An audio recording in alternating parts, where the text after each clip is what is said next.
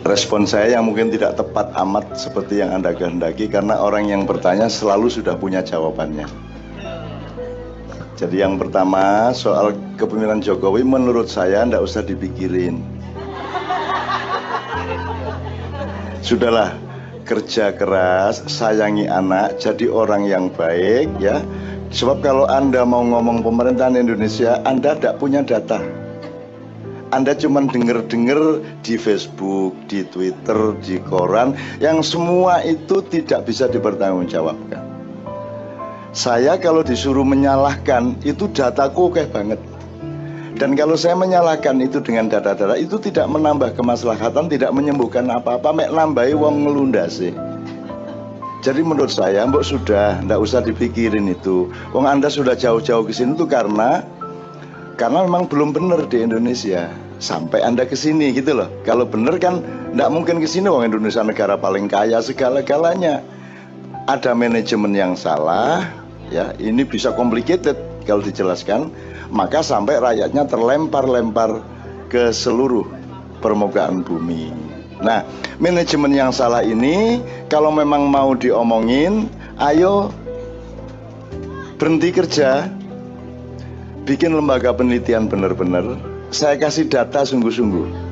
Karena data yang benar-benar itu tidak pernah ada di koran, tidak pernah ada di televisi.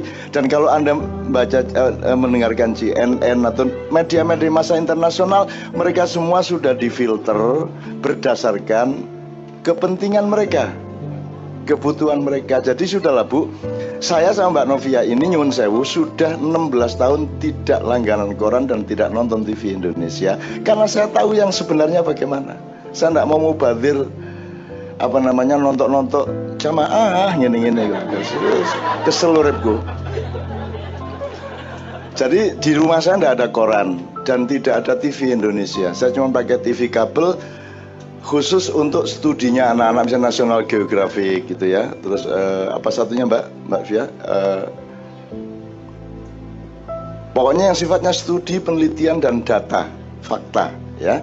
Kalau saya nontonnya adalah UFC, kickboxing dan tinju. Saya apal semua pemain UFC Amerika, Brazil dan lain sebagainya. Dan itu yang saya tonton, tanya Mbak Fia. Tiap hari saya nonton itu karena saya ingin berzikir bahwa masih ada orang yang sportif, ada orang yang berani berhadapan-hadapan. Tonjok-tonjok, ngelimbang-ngelimbang, jelas sing salah sopo, sing kalah sopo, sing menang sopo. Sebab kalau Anda nonton koran itu semua bukan seperti yang sebenarnya. Kalau Anda nonton TV, berita-berita atau apalagi yang tainment itu semua bukan manusia yang bertanggung jawab. Sebab kalau di UFC nggak bisa pura-pura. Ya nggak bisa pura. Anda gulatnya pakai Roman atau Anda pakai Jiu-Jitsu Brazil atau itu jelas. Sing kalah sapa sing jadi di situ jantan. Kalau di Facebook Anda dilatih untuk jadi pengecut. Coba Anda bisa ngomong apa saja dan tidak bisa dipukulin orang. Anda bisa sembunyi kapan saja dan Anda bisa bikin akun yang palsu. Jadi kalau saya shortcut, Bu, ayo kita pilih kehidupan yang sportif. Gitu. Maksudnya sportif itu gini. Yang baik itu sering ketemu. Ketok mewajah, bertatapan wajah satu sama lain. Sebab kalau kita ketemu gini, peluang untuk bohong itu dikit. Karena kelihatan matanya, kelihatan wajahnya. Tapi kalau di Facebook itu ngentut tidak masalah. Betul enggak, Bu? Dan tidak dimarahin orang. Tidak dimarahin itu artinya Anda tidak bisa ditemukan Anda. Jadi kalau internet itu bagus untuk membantu komunikasi, tapi sangat buruk untuk pembangunan mental manusia. Karena kalau agama itu tujuannya cuma satu, mendidik manusia untuk mampu mengendalikan diri. Betul enggak?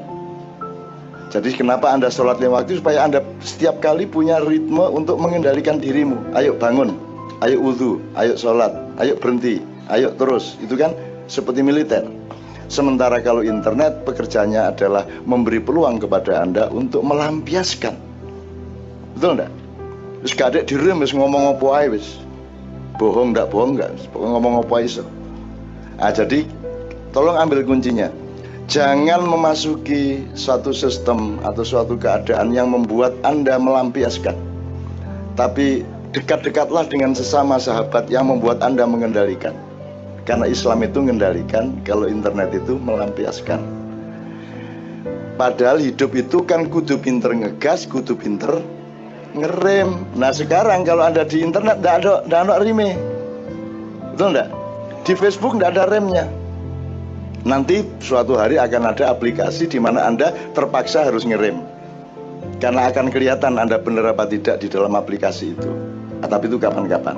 Gitu ya Mbak ya. Nah, kalau soal pemerintahan, Anda apa maunya? Mau rasan-rasan apa mau beneran studi?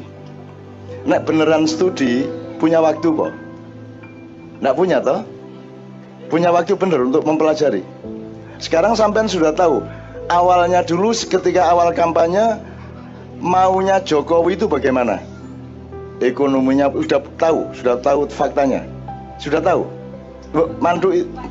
Nah, jangan baca di koran.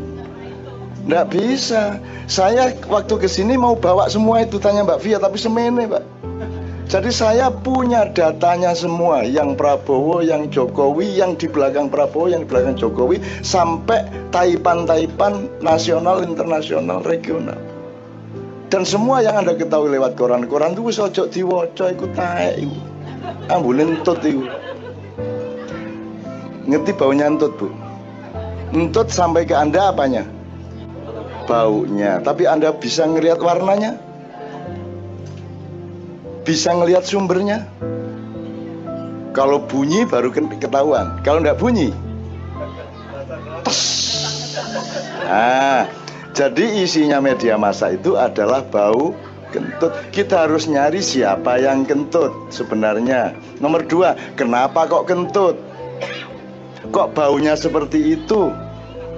Dia makan apa? Simbuan apa? Godong telo apa pete apa jengkol? Anda tidak akan tahu itu. Jadi menurut saya mubadzir. Ngerasani Jokowi, Prabowo, Soeharto, mubadzir. Kalau mau tahu kebenarannya, studi beneran. Kalau saya sudah tidak mengakui mereka semua sejak awal. Nah, tapi itu doa aja wis. Jadi jangan tanya kepada saya, karena saya tidak pernah mengakui negara kita itu bukan negara. Nek tak terus lagi gawat. Negara itu nggak kayak gitu. Pemerintah itu nggak kayak gitu, presiden itu nggak kayak gitu. Jadi mau Jokowi mau siapa aja, selama masih seperti itu saya tidak akui. Tapi saya taat kepada hukumnya. Saya penduduk Indonesia, gitu ya Mbak ya. Tapi belum tentu warga negara Indonesia, meskipun secara resmi saya punya KTP dan paspor. Sebab beda, itu kan penduduk.